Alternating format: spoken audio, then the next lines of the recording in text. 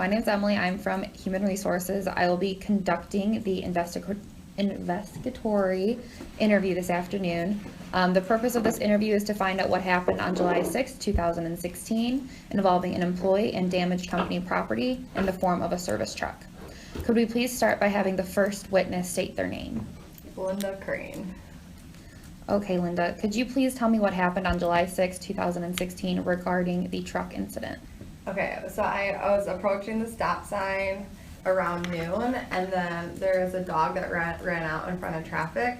So I stopped, and then the dog walker got the dog out of the way, and then I proceeded to drive forward, but at that point, I didn't see the sign, and that's when I hit the top of the bridge. Okay. Where were you driving prior to the accident? Like where were you, what was the end goal? Where were you headed? To an assignment that my employee gave, that you guys gave me to deliver. To the something. assignment? Yes. Do you know what the height of your truck is? Yes, it was 11.8. What the highest it goes? Sure. Right. It was 10.7. Okay, then it would fit under the bridge. Wait. Do you know how numbers work? 12.9. I don't know. It's really not my responsibility to know. That's my answer, actually. What is it? What's my answer? Do you know the height of the truck? No. I'm just gonna say no. It's not my job. They assigned me my truck. You guys assigned me my truck. There's no need for me to know that. Okay. So 15 years of service, have you ever gone under a bridge before on your routes? I've gone under bridges driving, yes. Okay. Did you see the yellow 11/8 warning sign? I did not. Because I was worried about the dog's safety. Did you have to stop at the red light before the bridge? Yes. I look at mom over here. What were you thinking in that 30 seconds before you had to make a decision? If you were stopped at the red light before?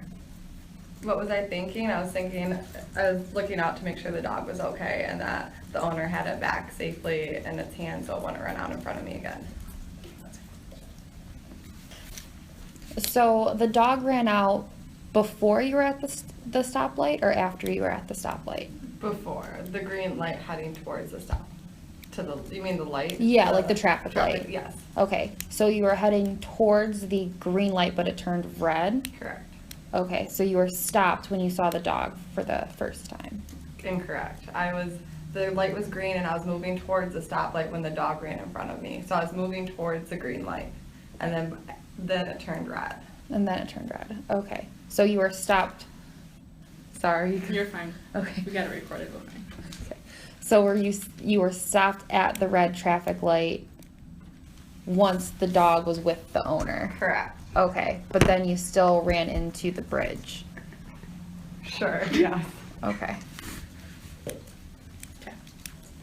Do you have an estimated amount I know there was a lot going on when it happened, but do you have like an estimated amount of seconds it took between the stoplight and the bridge? Or was it like instantaneous? Maybe 3 seconds after hitting the gas pedal. Okay. 3 to 4 seconds. Moving on from that, what were you doing the night before the accident? I was at home watching a movie. When was the last time you consumed any alcohol? It was about 10 o'clock that night. Okay. The night before? Yes, yep, the night prior. In the evidence, there was a beer can that was found in the cabin of the truck. Why was that there? That was there when I got into the assigned cabin. So my assigned truck, once you guys gave me that, told me that was the truck I was using, it was already in there when I got there. Have you ever taken the truck off-site for personal usage before? No.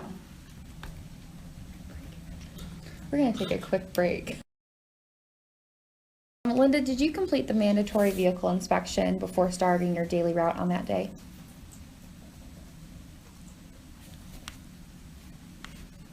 Yes. So you did complete the mandatory check? Did you find the beer can during your check? No. No. Okay. If it was not your beer can, could you please explain how you blew positively for the BAC when the police took it? Because I did consume a glass of wine the night before. And you said that was at 10 o'clock the previous day? Correct. Okay. Are you aware of the company's policies, rules, and regulations? I am. Are you aware that you broke some of these rules? No. Are you aware that you signed a drug and alcohol policy when you started working with us? Yep. Any further questions? Okay, thank you very much. Okay, can you explain again what happened? Great, Alex, thanks. Just I was, short explanation, just to recap. just to recap, okay, so I was driving towards the stoplight and then a dog got loose and was going through traffic and got in front of me, so I stopped abruptly. And then once I saw the dog, the owner had the dog again, I proceeded to the stoplight. And then once I got at the stoplight, I looked again to make sure the dog was contained because the leash broke, so she had to hold the dog by the collar. Okay. Oh, and then I guess the light turned green and I proceeded, and then that's when I hit the bridge. Forgot about that part. Okay, and you were Seems driving one fast. of the larger moving trucks. Correct, one of the trucks that I was assigned to by my employer. Okay, and do you have full visibility when you're inside the cab of that truck? I do not. Our truck has an overhang about, like, there's like a lip above my window, so I can only see right in front of me. Mhm. And like if from where the stop sign was, I couldn't see the green light, I could only see half of the yellow. Wait, I couldn't see the red light, I could only see half of the yellow and the green fully Okay. because of that overhang. Okay, so you were not aware of any of the light up signs that could have been above the traffic I could sign? not see them. Correct. Okay.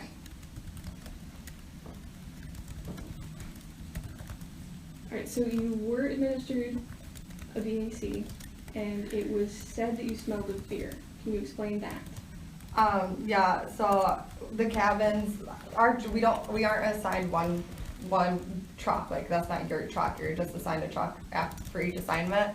And so the cabin of the truck that I was assigned already had smelled of alcohol. So I would conclude that that smell had gotten in my clothes and that's why I smelled of alcohol. Okay, and have you been assigned other trucks that have had issues like this? Yeah, I've had a few trucks where there's either trash or they just smell like of cigarettes and alcohol and whatever, and I always end up smelling like it. Well, not always, but it tends to carry out on my clothes. And is it common at all for you to drink? No, I'll probably have a glass of wine twice a week, maybe. Always after dinner. Or with dinner. Alright, and when was the last time that you had anything to drink, and how much was it? The night before the incident, it was about 10 o'clock and I had one glass of wine.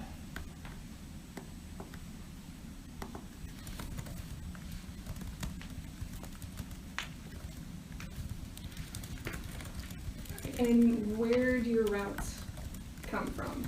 I am given the GPS location from my employer. So you didn't choose to be on Correct. this route? No, I did not. I just am given it and that's what I do.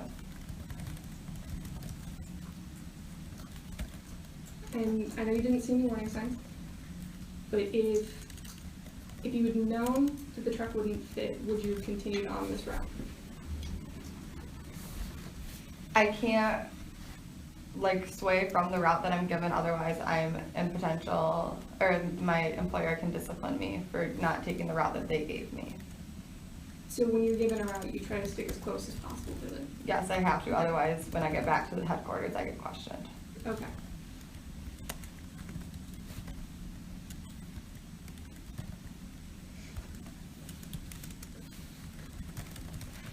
So when the officer administered the breathalyzer test, do you know what you blew? I don't know the exact number, I just knew I blew under the legal limit. Okay. The officer said I was perfectly fine. Alright, I think that's all of the questions. Okay, I'm gonna ask questions for the driver, other driver, The eyewitness driver. the eyewitness, yeah. We just have ours listed as other driver too, so it's like. Yeah, but ours is an is- employee, so yeah. we're just trying to Okay. clarify the difference.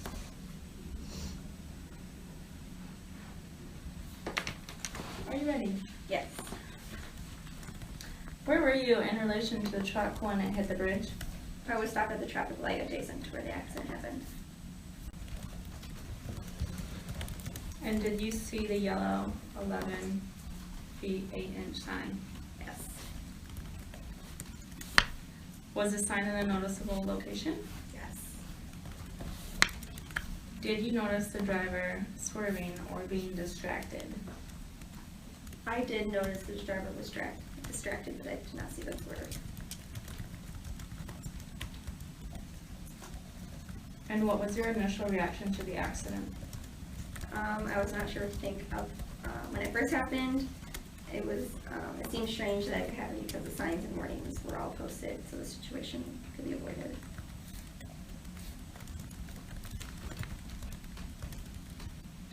And did you call the police? Yes.